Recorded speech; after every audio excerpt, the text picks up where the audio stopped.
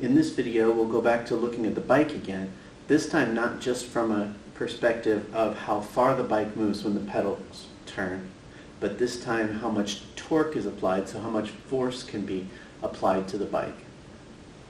Part of the question is, in what direction should the pedals be to get maximum torque?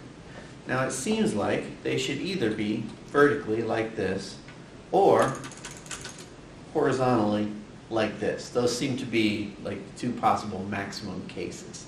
So let's see. If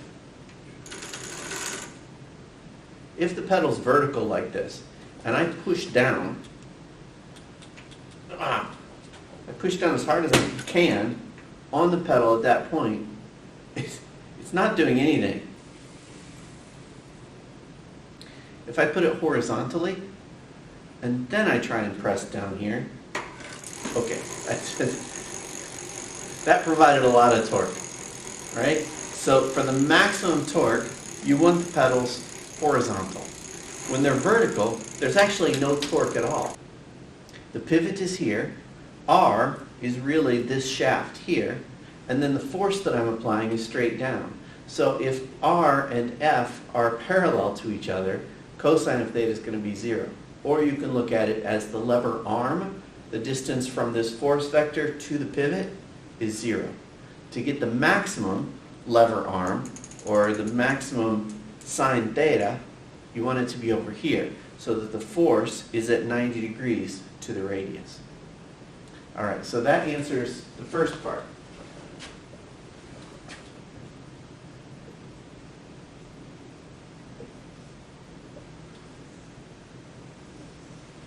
So the direction of pedals for maximum torque, they should be horizontal. Now let's find out how much torque that is. So torque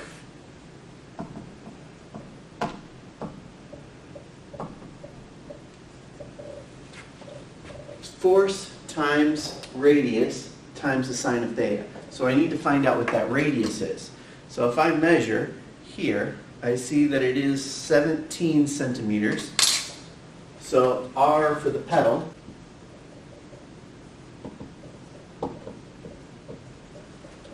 (0.17 meters). So now we have all the measurements that we needed from the bike. So we can figure out this torque. So the torque that I can apply to the bike is my force, and my force is all of my weight on one pedal. So that is mg times R times sine of theta, and we already said if it's horizontal, sine of theta is 1. So this is my mass, 90 kilograms, times gravity, 9.8 meters per second squared, times R of the pedal, 0.17 meters. That is 150 Newton meters.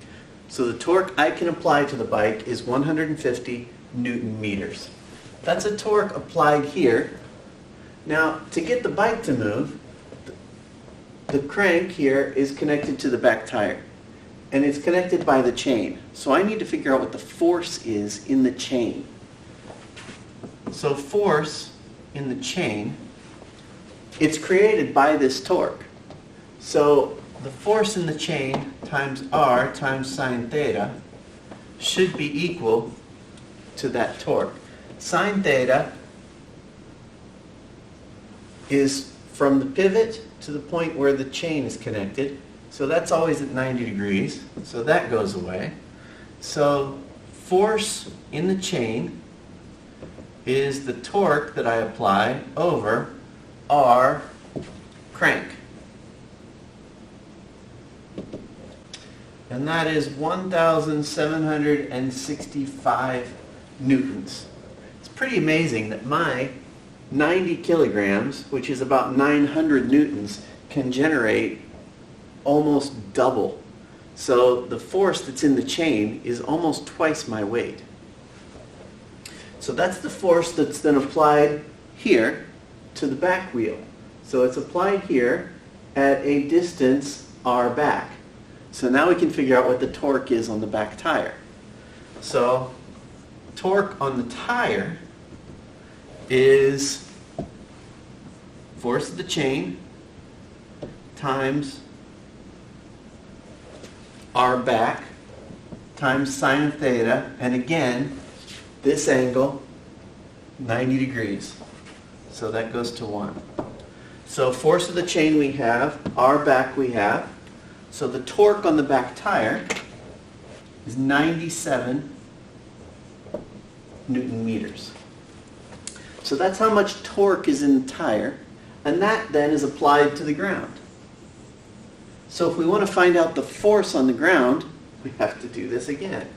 So torque of the tire is force on the ground times R of the tire.